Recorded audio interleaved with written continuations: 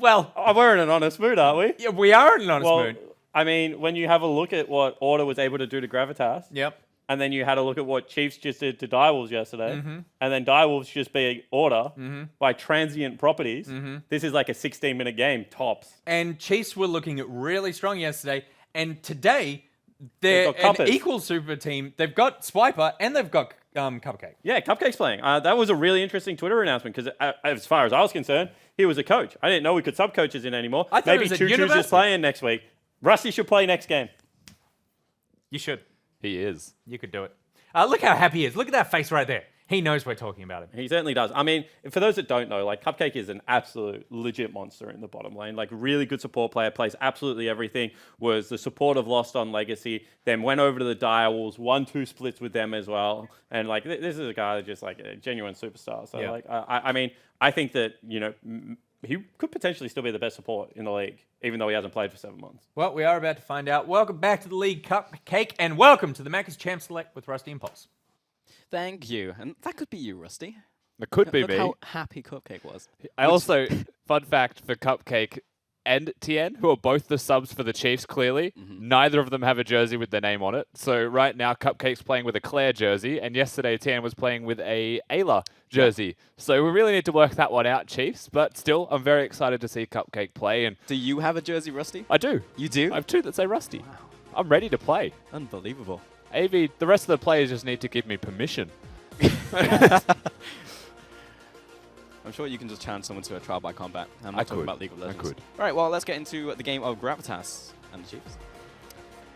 And I do actually want to start this conversation off with Cupcake because Swiper is back in. Swiper made a video stating on the Chiefs' Twitter, of course, saying, it's the old guard that have come in and it's about the macro play. And they've chosen this against Gravitas. They think that that's where they're going to be strongest, whereas they went for the young mechanics crew yesterday against Direwolves and the absolute shellacking that game was.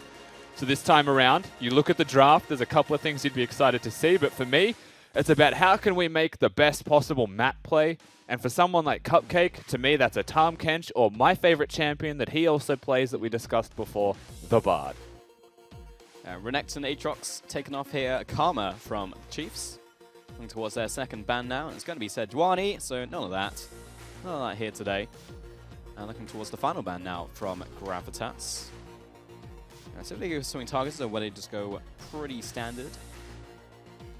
Makes you wonder, of course, for the Gravitas side. Direwolves were able to best the Sejuani on the red side, but being banned away. Tahm Kench also being taken off the board, so half the champions we named. Confirmed. No, it's not confirmed it'll go Bard at all. That's the least likely option. You want to see Bard, I want to see Mordekaiser. Yumi's going to be banned, so what I'm saying is there's a chance for both of us, Rusty. Absolutely, there's still a chance. Now we look towards the first pick. Aurelia has actually still been left up and available. While there is no Sedge, I think she's honestly still one of the strongest champions, as is the Mordekaiser. That's what I wanted to see. We've got the board. It's a game with Pabu in it. So it could definitely go at top lane. Obviously, Pabu, big champion pool, but can flex. You'd expect that it just does go to top lane. Now, the price of this Mordekaiser pick is very high, and that is evidenced through the first pick here from the Chiefs in response, because Gragas, a very high priority champion. Gragas Yasuo is a commanding 2v2 duo. Now, the Mordekaiser may be quite good into that if you time your ultimate well, but that's not very easy to do. Easier said than done. And so the Mordekaiser being first picked, the price in response has been very high, and the luck's now going to be secured. Yeah, I mean, I know there's a couple different schools of thought right now on Mordekaiser, whether he is blind pickable, whether he's someone you actually want to prioritize. Theoretically very difficult to gank because obviously he just steals one person away and the other person just caught underneath the tower. So theoretically a safe lane and one to hit 6, but we will see in this game because yes, Lux is given up along with Gragas here for the Chiefs. Silence in response though for Gravitas, so it's not like they completely lost out with Nautilus into Lux. So this is fine so far from Gravitas. Yeah, absolutely. As the draft goes so far, there's no real complaints from Gravitas. It's just that they've given some strength over to both respective sides. And of course, with the Nico being available for the Chiefs, as the first three goes, we've picked our supports, we've picked our junglers, and we've picked a single flex pick. So the champions that have been locked are completely shared between these teams as well. However, when you get to a point like this and, you're comfortable with your drafts, I would rather be the Chiefs because you've pretty much matched the draft. and now you're at the strongest point of your draft phase, being the red side team, getting 2 bans into your pick, and then having the last pick as a counter. So right now you could ban flexes and pick the priority flex. You could just ban flexes and pick a priority AD carry and counter with the champion that they choose to go towards. You know, as it stands with Aurelia banned, Akali still up and available. Probably the last remaining big flex that you may consider. Physical damage also needed for the side of Gravitas through their top 3. So you may even, and it'd be super weird to see this, you know, a Yasuo ban, because they need to ban it from the Gragas Yasuo combo. Right. Chiefs may have even banned it themselves, you know, just as a necessity. Like, what physical damage is remaining in a solo lane? Yeah, it might end up just being putting all of that on the AD carry. We'll see. Chiefs looking towards their final ban, though. Yeah, already it was pretty much a no-brainer one. Let's see what the last ban is. Sivir, yeah, obviously like a big crit AD carry would make up a good amount of the AD damage for Gravitas. Yeah, Sivir very good in the Lux, and with the Nautilus, it's just a very dangerous duo as well, being able to give move speed to people in those team fights. And also good with Mordekaiser. Absolutely.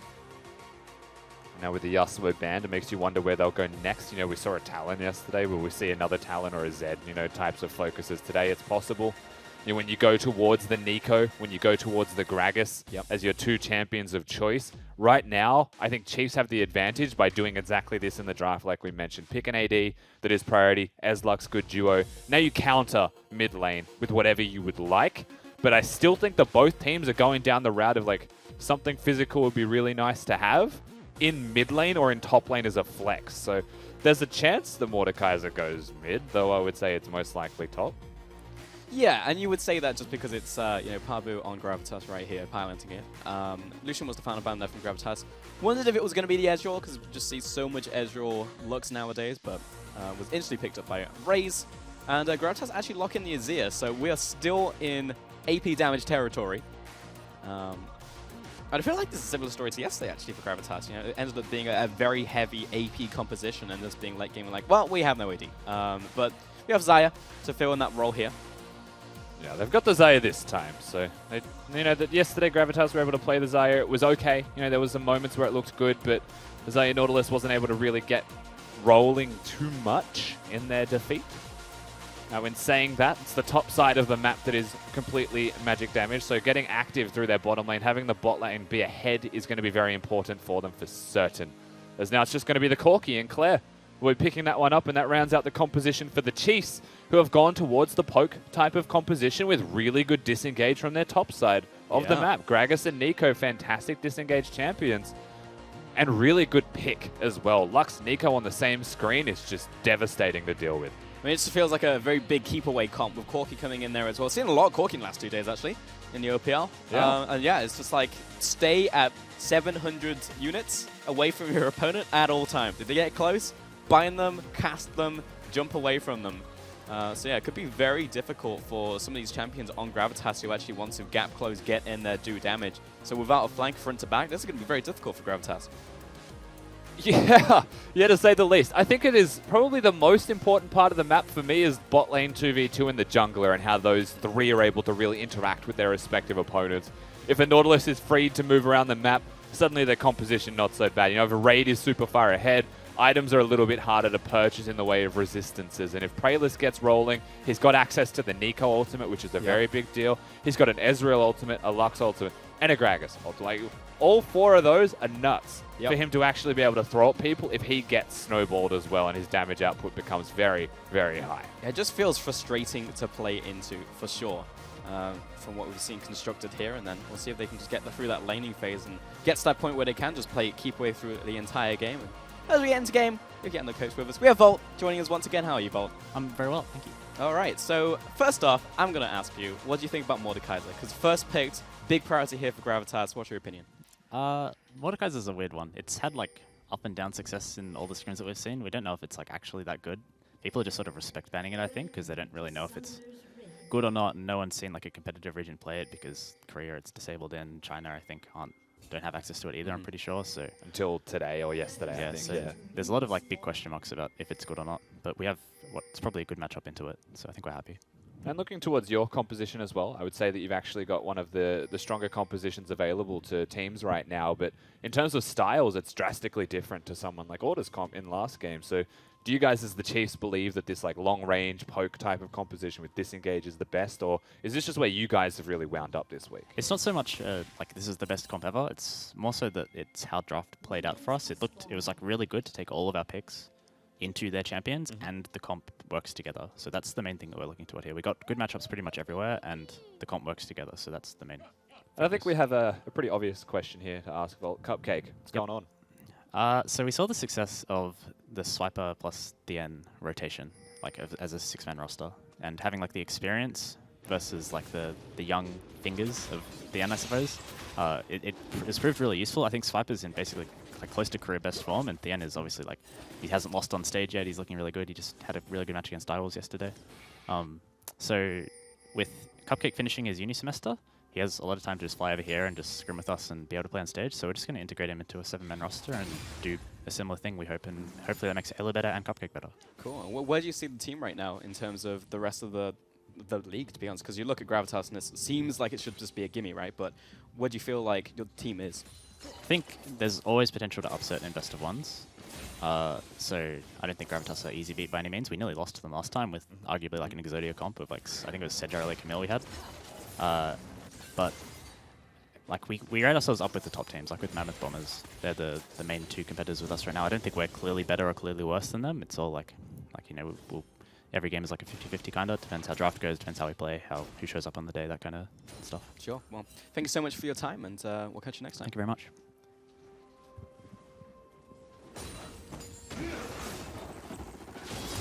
So it's just trading in lane, really. Claire getting pushed back a little bit. Not a whole lot happened in the early game, just a bit of trading in these lanes, to be honest. I'm looking towards top lane, obviously. Mordekaiser getting pushed in here by Nico. Yeah, so it needs to be spoken towards. Volt said that he thinks it's a pretty good matchup. I can tell you that it's just a fantastic matchup. You know, Nico, range champion, auto attack based damage as well as spell based damage. Pabu's shield on his W, you don't get to like level 3. Nope. You sometimes do it at 2 in a really hard matchup, and that's something that Pabu could have done, but he chose not to. In saying that, Nico wins the lane from level 1 till level 6, and at level 6 probably still handles their opponent well, and it's just really hard to be a Mordekaiser into this matchup. So by blind first picking it, it just felt wrong, you know, as someone that has seen these matchups before. But still, it's the conscious choice that they have chosen, so a lot of confidence in the pick and a lot of belief that it will still become relevant and still be strong. Because the thing with Mord is, let's just say you're 30 CS behind and they want to dive you. They can't because you're level 6. Like, it's an isolated 1v1, you then have a tower with you backing up the damage, so you still exist, you are still so relevant. You could be 150 CS behind, but you ult the enemy AD carry that is 7-0, and for 7 seconds he can't kill the rest of your team and you just run away. Like, there are so many things that you can do that make this champion amazing. Enemy team's doing Baron. You want to smite seal it away. Just go take their jungler. That's not even a smite seal anymore. You just secure it for yourself and they leashed it. You know, like, so many amazing opportunities for the champion. And that does, in certain ways, just add up to be more important than a matchup. Yeah, I mean, it's kind of like the theory of, like, you know, old Poppy when Poppy saw a lot of play. It was just like, and you just remove 25,000 gold late game because you just knocked 2 people away from a fight. Yeah. But I don't know how much Mordekaiser you've played or how much Yorick you've played, but they feel like weirdly similar in terms of their threat ranges and how their skills work. Yeah, because you throw out your E and slow and then you run at them with Yorick. With Mordekaiser, you kind of do the same as you'll probably see here with Death's Grasp walking against the wall, Praylist following through, flash over the wall there by Swiper. And I imagine probably start that one off with Death's Grasp. So you're kind of like, in terms of threat range and where you can really jump on your opponent, it's very similar, but Mordekaiser just feels better right now. You know, your abilities do very similar things, like Q, extra damage. But usually the difference is you can team fight. Pulse, I would say, is... I mean, yeah, sure. You know, I would say, like, the other example I could give to further that, right, is like Zed's a good champion, but only sometimes, and has to split push later. Yeah. But at a certain point, in some matchup, you can't even split push, you know? Like, if Federelia comes in, you're done. But a Kiana is a Zed that can split push. So she's going to be more relevant than him in terms of meta, and I would know. That's all I bloody play. I've seen the Twitter highlight clip. But like that ability to team fight, you know, the fact that similar to a Mordekaiser where you can ult someone at a Baron, Kiana presses ult at Baron, everyone's stunned, like much more relevant, you know, much more useful. And that utility does trend into why is something relative in a competitive meta opposed to just what is strong in solo queue, like the Zed and the Yoriks that can split push to victory. That's what I find very interesting about champions who have non-damage ultimates, right? Because they always have value that you can't always just like look at monetary value or look at just pure damage is just going to just kill my opponent, right? It's like when Talia came out, she has so much in the rest of the kit in terms of damage, and then her ultimate's a non-damage ultimate, which is obviously highly impactful. Yeah. And the same with Mordekaiser, like no matter Shen. what point in the game you are. Yeah, Shen, global teleport. He's good for that. Twisted Fate when back when he was meta in mid lane. He was the OG. Yeah. He was the original. Always good for that. Problem with being a melee champion, CSing underneath tower into a range matchup, and specifically Nico top lane. It's not a fun experience, but in terms of farm, not doing too badly. We're actually seeing the rest of Chiefs though moving on to Dragon here. This will be the first Dragon of the game in the form of a mountain. Alright, what do you think the next Dragon is going to be here, Rusty? Ocean. Ocean. I don't think we've had a cloud today, so I'm just going to go with that as Nico has ulted top lane. Harry. Welcome to Global Indicators in Spectator. Yep. Swiper walking past this brush. Level 6 on both these guys. You'd hesitate here if you're Pabu just a little bit. Note He's got that Silas going. if you ult as the Mordekaiser, you take 10% of stats, including health, so he's looking for the fight. Lands the full combo, leads with Obliterate. In comes Praylist from the side as well. Swiper drinking into the so brush, dead. but he's just straight up dead here. Not a whole lot he could do after Mordekaiser's on his face. Not at all, and that's the thing with Mordekaiser Ultimate. Stealing 10% of stats, AP, AD, health included into that actually does mean that when you're low, you're not always as low as you think. So nice play from Gravitas to get the kill. Swiper Flash was burned earlier, is taken down straight away at level 6 only. Has found Decoy, will flash away from this one. In comes the big rocket. Hits Hayri and by proxy Decoy as well, so we will take a trip back to base. Yeah, he found the Corki and it's like, if only I had damage here, you would be dead, Corki, but unfortunately I'm support. So unable to get it, goes back to base, and Chiefs, it opens up an option for them to go into the jungle and take away this red buff. Yeah, be able to steal away, of course, the red buff from their opponents. Dragon was secured earlier. Take a second to look at your mini-map as well, and you'll see a whole lot of red wards on the bottom side of the map, and that control is, what gets them the potential of a gank in the middle lane as well. So, well done from Chiefs to be trading, but the cost, you would say, is relatively high. And, one thing that we didn't note as to why is that even possible, what enables Praylist to get that first gank on the top side. A lot of mid-priority is usually available in the Corki versus Azir matchup for the Azir. Early, level 1, you just have more threat, you have more wave clear, just with the soldiers that you can place down to auto-attack from longer ranges. So through that, Praylist is able to pass towards top side, get the early moves, and because the flash is burnt, the kill's there at level 6, and there is a win condition available for Gravitas, which I think is the key takeaway at this point. Yeah, now though, Claire has the package. And he's like scale up just a little bit as well. Has the Sheen. Also went towards Call. And see Xayah actually did the same thing in the bottom lane, just farming on up here for Gravitas. Cheeky sorcery potion available as well. Blue Elixir if he wants to pop that one. Yeah. Actually super useful in terms of Kleptos if you're pushing turrets. So you can pop that one, deal bonus damage to structures. Helps you take it down a little bit quicker, which is nice also with a Sheen proc, especially as a champion like Corki. And I believe it lasts for 90 seconds as well. It's actually pretty significant. They're all good, really. And the Elixir of Skill, the ever-elusive level up. Yeah, I always forget this possibility. It's a very low chance. Hayri's going to get caught in rotation, but will come with a full combo, knock Claire into the tower. Takes a tower shot, but will shake it off pretty much as Hayri is definitely on the receiving end of that one for sure. Has the blue buff. Not a horrible trade at all. Claire actually choosing the hard push instead of using his lifesteal as well indicates exactly this, that only is nearby and they're going to threaten. Oh, we're still looking for it, yeah. Predator popped, Gragas for Flash E and Ultimate available, so Hayri having to very much respect that, stay out of the Gragas threat range. We'll be okay. Decoy also wandering up towards this mid lane. You can see a lane swapper coming in from now. Gravitas, Pabu moving towards this bottom lane. And I guess if you're going to initiate the lane swap so aggressively like this at 10 minutes, it's not just a Herald swap. It's a big gambit that they can't dive Pabu. He is going to stance very forwards, very aggressively. And a Lux and an Ezreal can poke from long range, but can they dive? If the Gragas comes, he just ults the Gragas and suddenly damage is missing. So I think this is a big part of the gambit that they've chosen to take, where Chiefs can only poke Pabu down while he survives and perseveres, and they get the Herald as a trade to maybe look at a turret during that time. Yeah. Top side, it's going to be Gravitas moving towards his Herald. Should be pretty much a free take, essentially, because of the swap up. So, yeah, that's one thing they will be able to just easily get because of this lane swap here. Maybe even moves up from the mid lane, actually. Yeah, it secures it. They could actually place it straight away in top side if Harry wants to continue to get mid lane priority as well. Yeah. I think that is possible, though I wouldn't say it's a 100% you must do this. With the way that they've forced the swap, however, it's not a bad idea to try and continue to get those plates in before 14 minutes. So they will summon it.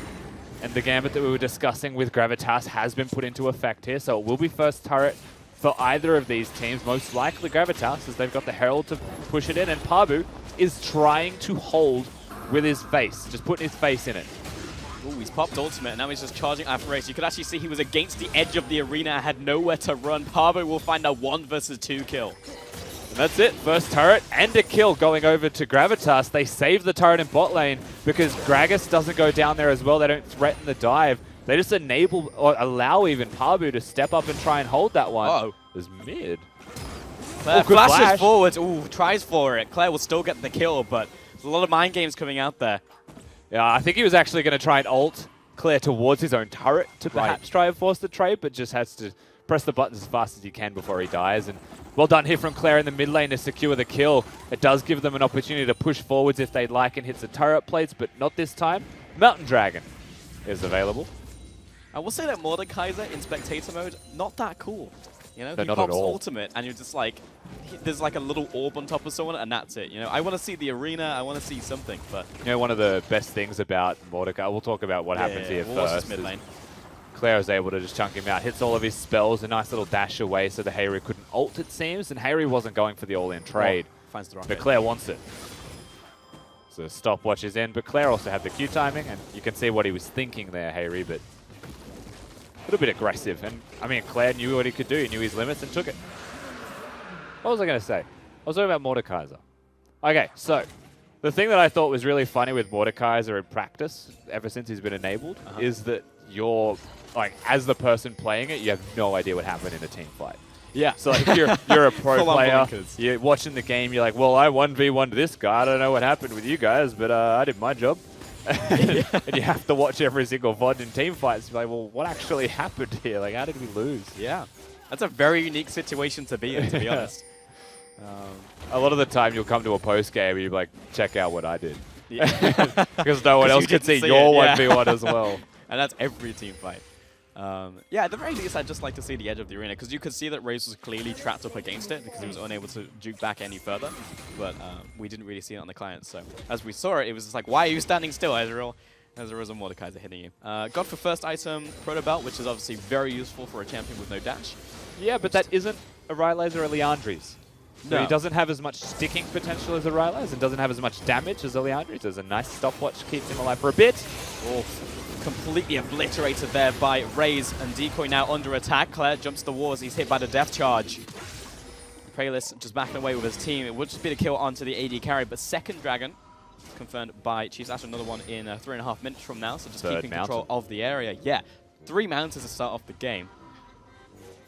And we just saw the potential that Chiefs have got as well through their composition. It was something that was secured from them since draft phase. You put a Corki and Ezreal or Lux in the same area.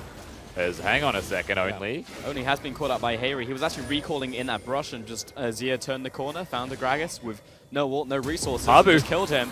Cupcake, planting him in place, but dodges 7 the seconds in obliterate. the arena. Yeah, and now Cupcake just has to run circles Duke and hope for Cupcake. the best. Flashes the wall, gets out of it, and Pabu away with no kill.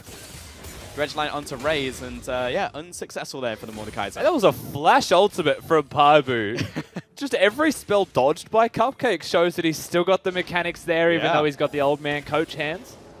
Knows what he's doing when it comes to Mordekaiser, so well navigated from the Lux. That's scary though, when Mordekaiser's beelining it towards you. Proto Belt. This guy's gonna catch me. But yeah, you're right. No sticking power, but I feel like kind of a necessity, or at very least an adaptation against the composition where everybody's going to play, I would say, like 200 units outside of where you effectively want to be. Oh, right? yeah. So you just like need an ability to get on top of your opponents in the first place. Otherwise, you would just never get there. Unless you're using Flash or get like an amazing flank off a TP, Yeah, I right? mean, summoner spells are very important for that, right? Yeah, So yeah. teleport flanks. Kind of like last game, we were highlighting the need for the Renekton to get a flank if they wanted to, or like teleport in a good spot if they wanted to be most effective. similar thing in this game for the Mordekaiser. And honestly, it's super important, and we mentioned this in draft as well, for the bot lane to be able to make something happen. Because right now, and for the rest of this game, if the game happens in just mid lane, they're outranged Gravitas. You know, Raid does nothing.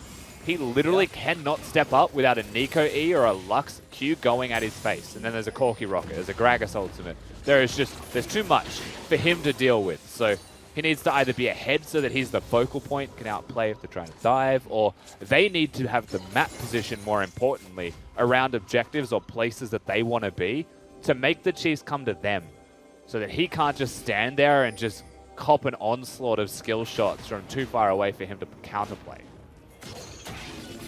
It's just an annoying amount of CC, but yeah, looking for an invade here, Travis. See if we can get it. Kayree's there with the damage. Attempts on the steal there from Cupcake. Yeah, good attempt, because it's trying to get that away from the Azir. Maybe force the smite from Prayless. He didn't have it up, of course, but if you force that, then that's a win, because it's not on an Azir who definitely needs that for the wave clear. And right now, I wonder where Gravitas go once this turret gets poked down and they get to reset once again. Is it going to be the continuation of like an answer mid lane, which is where the Chiefs want to be, or do they put someone on a side lane and say, this is how we play this game out? Because I feel like most of that then just belongs to Mordekaiser, and he has to effectively carry this game while Gravitas win the vision battles. Right. And currently, we've pretty much gone back to just standard lane assignments. We have the duo lane and mid lane. We have the mid laners in top lane. We have the top laners in bottom lane. Everyone's just matching each other right now. We've got 20 seconds until the next dragon, though. And Chiefs finding themselves triple mountain would be pretty huge to start off the game, you know, as Baron starts becoming an option. That's just straight up an extra 30% damage on towers and monster objectives. And we've got double Triforce spike as well here. So, yeah, this will be the moment. Chiefs are feeling pretty strong. But Gravitas have actually set up. So the thing that we needed for them was to have vision control around an objective. They've got it. And now the moment is, can Chiefs get the pick? Well, Decoy's being caught, but he did manage to dance the Dredge line, buying a bit of time only. Great cask. A Decoy will just drop there to Only's cask. Throws out another disengage. Prayless going to grab Gragas' ultimate. It's a 1-for-0 so far, and Chiefs on the hunt. Claire is cycling around them. Cupcake stepping forward. They got him. Finds the bind as well, and the full combo comes in. Claire laying down the damage will find him. And Emperor's Divide just throws up the wall of soldiers. Not going to be enough to save him. And I still can't help but feel like the composition is impossible to play here for Gravitas. A single pick as Pabu is hunting. Misses a death scraps up there, but still gets the kill onto Only. Raze jumps away, does not want to get caught by his Pabu's ultimate. Yeah, you take that trade, you feel good about it if you're Gravitas, because that actually means you can move over and have some agency towards the Mountain Dragon. Yeah. Chiefs, off the reset, will have 2 teleports if they would like to contest this one. It is a possibility, but probably not the best case scenario. As for a second there, you want to say, you know, it was well done from Chiefs, and then they are the ones who get picked shortly afterwards, but they've teleported. They've said this is something we can look at. Note the Pabu has ult. Yeah, double teleports on this one, and Pabu is just getting slowly chunked down, turns around, looking towards Claire right now, does not kill him with the Proto Belt. Dredge line, unfortunate, hits the terrain. Was obviously looking towards carry right there, but yeah, Dragon lost, but a kill on the backside, plus that initial kill there for Chiefs and the mid lane tower. Not a bad trade. Yeah, no ward's close enough to teleport and contest the Dragon, so they'll go to the blue buff, and they will be able to get that trade, which is nice to have. You know, Pabu being dead for 20 seconds gives a whole lot of agency around map control. That's the thing, the Chiefs, they should be playing that macro game, and the fact that they get a pick, they run straight mid lane instead of forcing a fight of the Mountain Dragon, a good exhibit as to what their plans really are. Play the siege comp, play the poke comp, do what you're best at, and don't play to your opponent's game at the objective. Navigate that game, but one mistake, of course, means the pick goes over, and the trade is available for Gravitas, still in this game. And that's what the game feels like, right? Like, Chiefs have the agency up until they don't, right? Like, Gravitas, if they manage to all just get on top of Chiefs at the same time, and you just find them in a pit, it's like, yeah, just fight me at the pit. And Gravitas suddenly just have a chance because you're up against a very glass cannon lineup into very heavy hitters close range. So there's still a chance for Gravitas, but yeah, it seems like Chiefs have just had very good execution over not only this game, but last couple games. So we'll see if they slip up, but it really just is on that, a slip up. Predators sprinting their way through the blue side jungle as well, so protecting Claire in the side lane. Again, they're not playing a 1-3-1. They're not even playing a hard 1-4. They're grouping, they're getting objectives together, and utilizing their composition in the most effective way that they possibly can, the Chiefs. And right now it's playing mid to top. Close distance between the areas and only one place where really Vision needs to go. So smart choice from them overall is controlling the map state goes. Now they move to the top inner more aggressively. This is what we're looking for, just rotating from lane to lane as your ultimate comes across, but the tower is already dead. And Chiefs get the inner tower, securing more topside pressure, more vision around as well, as the Baron is still very much an objective that these players will be looking towards. With Yeah, Double they're actually Mountain. going to start the Baron at 21 minutes. No tanks, but a Lux is able to navigate around that pretty effectively. This is dying Nico very just quickly. altered to zone them away from it as well. Silas, Prayless very low with no flash. It's dead. Wow, Double Mountain with this composition with spikes on Triforce is enough just to nuke the Baron down. And Chiefs, yeah, I mean, it was blue trinketed, but there was nothing that Gravitas could do to catch up. The vision control in the blue side quadrant was just too much. The hook is on though, they want the fight. Redline's good, but the flash away. Swiper coming in from the sides, already used the ultimate though, and Decoy just drops dead underneath the tower. Well, the disengage still proves too strong. I feel like we're watching what happens when two drafts collide and you're more comfortable with one draft. Yep. Really unfortunate. Feels like a bit of a game of rock, paper, scissors. And Raid being chased out, throws out the Feather Storm, catches the ultimate. And how's he going to defend this turret now? What tools does he have that could actually deal with this? Again, it's so smart from the Chiefs. They're playing really good League of Legends. It's clear the difference that having Swiper and Cupcake is for macro. Super Soaker, Swiper, pops the ultimate, and it's going to be a trade here. Jungler for top laner. Chiefs really not able to stick around anymore. It's Pabu who's He's still got hit by Claire it. to a 1v1 inside his base. Oh, the flashes the obliterate, but now he was in the middle of two people who he could not see. He didn't know they were there, and he was dead. Oh no. man. What a great ultimate. Claire unfortunately uses his W after being hit by the Q as well, so he was just destined to die, unfortunately. And once again, the Chiefs, they are still trading, and those trades are giving, it's giving money into the pockets of Gravitas, which is really important for them. Getting closer to 3 items on a Mordekaiser, and at a certain point, he is just that strong a champion. But otherwise, they've been playing really well. At what point does it turn into a game of, you know that game, what was it, the bomb game, right? Where it's like, keep talking and nobody explodes? Oh, yeah. Yeah, it's like that, but you have to communicate to your one guy who's put up by Mordekaiser. And My it's like, God. don't flash left. Can I just say, that game, now you've mentioned it, never play with Raz. Yeah, I mean, we played in our apartment. It was an absolute disaster. That was something special. You and me, though, Yeah. pretty good combo. Not bad. Yeah, I feel like that's just a whole new avenue of communication that you suddenly just have to do in League of Legends now. Is like communicate to your one guy like what he needs to look out for when he comes back. Yeah, or well, if he makes it back. If he's right? the only one fighting, then you'd say, well, mate, there's 4 red dots around you, so I hope you trade. Yep. That has happened more than once. Chiefs are moving into the bottom side. Ooh, quiet though. Making Gravitas. They're in the shadows, and they show themselves. You can't just sit back and wait to die if you are Gravitas. You use the Nautilus. Prayless, of course, taking the Gragas ultimate, another tool that they could potentially use to engage if they would like. Though he's the Conqueror Silas, so his engage isn't that great. And he's also chosen the Proto Belt, not Azonia's just yet. If he does engage, he dies. The question is, how good is the engage at that point? As And flank you know, spookies, very annoying because The it Chiefs just won't let lines you. you up for skill shots. yeah, Chiefs won't let you engage. They're just going to sit here. They're going to use Baron. They're going to poke at a distance that you can't contest with. The only thing that really closes it is a flash or a Nautilus hook. But otherwise, they just lose the game slowly. That's what it feels like.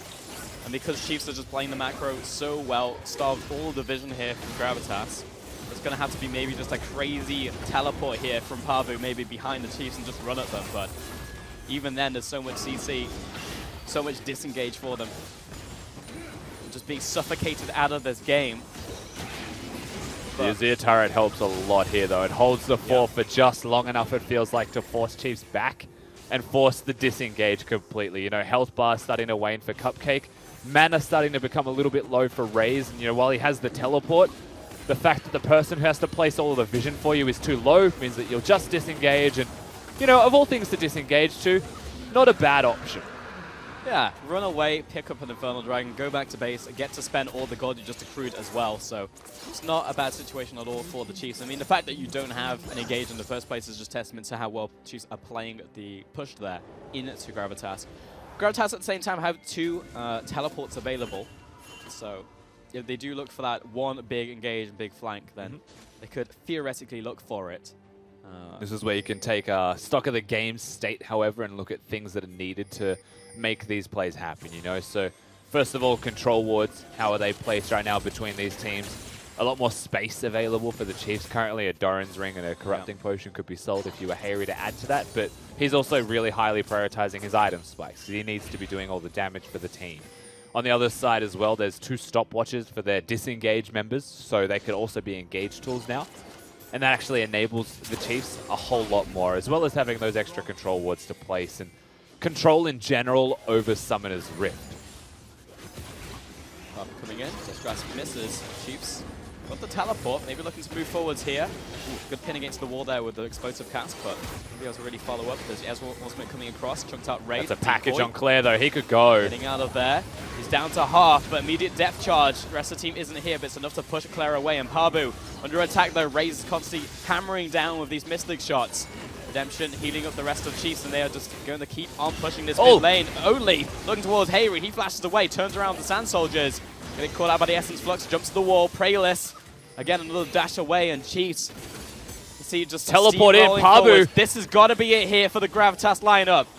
Pabu right behind him, has the ultimate ready to go, comes in. Who's he going to pick? Moves on to Claire, gets that first kill, looking towards the rest of Chiefs. He's got the rest of them. And in comes the hook from Decoy, it's good. But the stun is down onto the AD carry, and Raid unable to put out the damage. He cannot get out of the CC chain. Now turns towards Only, but Cupcake is pushing forwards. Raise as well. And with the rest of Gravitas, Pabu finds a second of the fight. And that should just be the disengage here for the remnants of the Chiefs. A fantastic teleport flank once again from Pabu. He's able to make the play needed to keep them in this game. And Raid buys as much time as his little body can handle on the Xayah. And Hayri comes in at the end, and that's what forces the full disengages. Cupcake.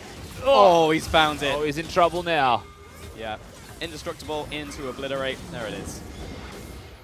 Not a lot you can do there, but good catch once again. That's Pabu's 3rd fight, essentially. That was 2 kills in the fight and then a follow-up one. And proof in the pudding there, you know, 6-1 and 2 Pabu at the end of that fight is a very big deal on this Mordekaiser. You see how it starts, and note that the Chiefs use everything, you know. All of the tools we said they could do to engage, they use to try and kill Hayri, and he survives. So because he is alive, they're able to actually force this fight. Gravitas, Pabu flash ults Claire, steals 10% of his stats and gets to keep them for the rest of this. And that was without using his E, which is what pulls them back in. Now, Swiper hits a very good ultimate on the rest of Gravitas, really feeling that momentum to step up and go forward. So he's able to effectively match the trade that was taken out. But Pabu's still alive, now 6-1. Very big deal on Summoner's Rift. That's basically best case scenario there for Gravitas. Raise being pushed back in the mid lane. Gravitas actually moving with a bit of gusto. You can moving over to the Baron area and actually have control right now, Rusty. This is a spooky situation, weirdly enough, for the side of the Chiefs. And, you know, it was mentioned in the coach interview last time these two teams faced each other. Chiefs had an Exodia comp, and they almost lost the game still. This time around, I would say Chiefs, again, have out-comped their opponents, but it's closer than you would like. Oh, no. Prayless in a lot of trouble. Getting caught by everything, goes into the stopwatch. But yeah, there is no getting out of this one. And with Jungler down, Baron on the field, Chiefs, that was precisely what they were looking for, really. I mean, this game feels like a bull and a matador, right? And one time the ball gets a good hit in, but Chiefs have just found it once again. Pabu pushing towards the pit. Already half health, throws out the ultimate onto Only. The rest of the team fighting in the background, but Decoy already dead. Pabu will get the kill in return. Raid tries his best 1v4, but Pabu, well, he's won the 1v1. He cannot win the 1v5. 4 kills over to the Chiefs. That may just be game as well. You've got 12 seconds on Silas. It's Hayri against the world and a Baron buff, so we can't even clear the minions. Hayri. He's just used his ultimate on 2 people that are fighting him as well, and he's just going to die. That's basically the game there with the ace secured by the Chiefs. Yeah, Hayri tried it there, went in with the ultimate, not going to be enough damage, and now it's just Prayless versus the world. 4 members here, and Chiefs, it was looking a little bit iffy for a second, but they will be able to get the pick, take the Baron, and close out the game in 30 minutes. And another good game overall from the side of the Chiefs. You know, there's a couple of takeaways that you have positives for certain individuals on the side of Gravitas, but I still can't help but feel like this is one of those games where you really look at it, you say draft was a pretty big factor in this one. And Gravitas, with all the moments they found, was against the grain. And the grain was always going the way of the Chiefs through this one. They outranged their opponents. The Zaya pick made it nearly impossible to be an AD carry in this game as well. And it's not that there were many better options for him ultimately. Yeah, because Sivir was banned. Yeah, it's one of those situations like I wish we had a Sivir if it was not banned. But yeah, it was a really good draft coming out from the Chiefs, and it just essentially shut them down from there. You know, it was basically waiting on like, can they get the perfect flank and the perfect fight? And I feel like we saw that in mid lane, but it was just too late. Turned into a 2-4-2, right? And then moved towards Baron. Like, okay, maybe this is the comeback, but it felt like 25 minutes too late. You know. And you know, one thing we're seeing a lot more of, particularly this week in the OPL, is less engaged. I think that Order may have been the exception to that in the way that they had the Sejuani Aurelia composition, but with the lack of just hard engage that is existing on Summoner's Rift in these metas, it feels like a battle of who can outrange who, or who can just outscale, because the games are slowing down so much. And we saw it yesterday when AV played against the Bombers. It felt like a case of just hit 3 items and outscale what was their 2-item spikes. And in a game like this, it was just a battle of outranging your opponents. So I would like to see more people and more teams actually take inspiration from what Order was able to do, in that, like, teams are going to go poke compositions. They're going to go siege compositions. How about you just draft 6 engage tools and run at them instead? Because poke battles don't always favor the team that's outranged. Just go back to basics and just try and get on top of them. Throw a cannon there. Just go for a flank. Just do it. It's easy, right? It's easy playing into a poke competition. It's easy. Anyway, Just win. Yeah, just win the game. Anyway, that's enough from us. We're going to send it over to the Couch for a player interview. Cupcake, welcome back to the playing in the OPL. Thank you. How are you feeling? How was the first game back for the year? It was a lot of fun, to be honest. I've missed the excitement, the playing, just everything about it. Loved to be back on stage, and I think it went pretty smoothly, It could have gone worse, like not playing for a while. You never know what's going to happen, like, on the day, but, I'm happy with how it went. And Chiefs are looking incredibly strong at the moment, but the depth in the roster is really impressive as well, with you and Swiper being able to, like, sub in. Those are 2 subs that people would kill for to have as the main on their team. Yeah, it's really handy having the 7-man roster now. You can't... It's so hard to prepare for, Romeo, Thea top, and DOS in the top lane support. It's like we've just got a lot of champion pools, like, just all together. So it's going to be pretty hard for teams to deal with us in the future. Come Gauntlet, I think. So watch out. Love the confidence. And so you've transitioned to some coaching for Chiefs this year. How have you found that, and what have you found that you've been able to bring to Chiefs as a team? I think, obviously, it was my first time properly coaching a team, so I didn't really know what to expect or how to, or really, like, find my groove as a coach, but I knew that I was familiar with the high performance and the pressure and what worked for me as a support, so I was able to help bot lane a lot, I think. And it was honestly a smoother transition than expected. I thought it was going to be a lot harder, but I keep up with the game when I can, and I've always had, like, more of a macro-oriented approach to the game, so I think it's gone better than expected for sure. Have you always found yourself drawn to, like, a leadership position? Because obviously, like, you have a tennis background and that's a very solo game. Right. I think not necessarily a leadership position. I just know what works. Yeah. And what works in sport, what works in league, and that's kind of helped build a confidence for me to, really push forward and help others in areas that they might be struggling on. So I think, it's my background in tennis has definitely helped, but I'm still learning every day on how to be a better person and help everyone around me. So like, the confidence shows, because like someone like me, call myself Nick Boy. You've called yourself Cupcake. You have to be incredibly confident to be able to carry these names in a world of strong esports men. You're also studying at uni, right? Or you just finished? Yeah, I'm studying uni. I've got a 2-week break at the moment. So this is what you've decided to do in your break? Yeah. I came straight over to Sydney from exams. So it's been not much downtime, but the busier the better. I enjoy it. And what are you actually studying?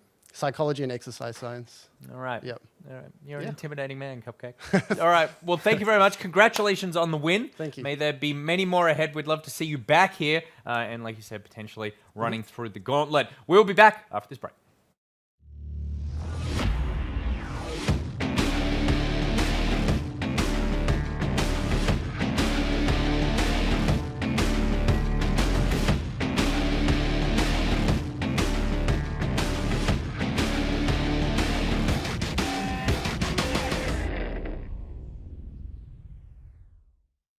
As the Mordekaiser, you take 10% of stats, including health, so he's looking for the fight. Lands the full combo, leads with Obliterate. In comes Praylist from the side as well. Swiper drinking Oh, into the so brush, dead. but he's just straight up. Spear here for the Gravitas lineup. Pabu right behind them, has the ultimate ready to go, comes in. Who's he going to pick? Moves on to Claire, gets that first kill, looking towards the rest of Chiefs. He's Lands got the rest of grab, them. And in comes the hook from Decoy, it's good. But the stun is down onto the AD carry, and Raid unable to put out the damage. He cannot get out of the CC chain. Now turns towards Only, but Cupcake is pushing forwards. Raise as well. In with the rest of Gravitas, Pabu Chiefs have just found it once again. Pabu pushing towards the pit. Already half health, throws out the ultimate onto Only. The rest of the team fighting in the background, but Decoy already dead. Pabu will get the kill in return. Ray tries his best 1v4, but Pabu, well, he's won the 1v1. He cannot win the 1v, but now it's just Predators versus the world. 4 members here, and Chiefs, it was looking a little bit iffy for a second, but they will be able to get the pick, take the Baron, and close out the game in 30 minutes. At Macca's, our burgers are now hotter, juicier, and tastier, with onions added at the grill for more flavour, perfectly melted cheese, and softer buns. They're the best Macca's burgers ever. Welcome back. Welcome, Rusty. Hey. Are those golf pants? They could be. They could They be. very easily could be. They're not, but I feel like you've just found a second purpose for them. Do you play golf? I do play golf. I really enjoy golf, actually. I've started playing golf recently because one of my friends, it's literally the only thing he talks about, to the point that it's damaging his relationships with everyone around him, because we'll occasionally play. Right. I don't have golf pants though. Right. Can I borrow your pants? You can. Good stuff. But only when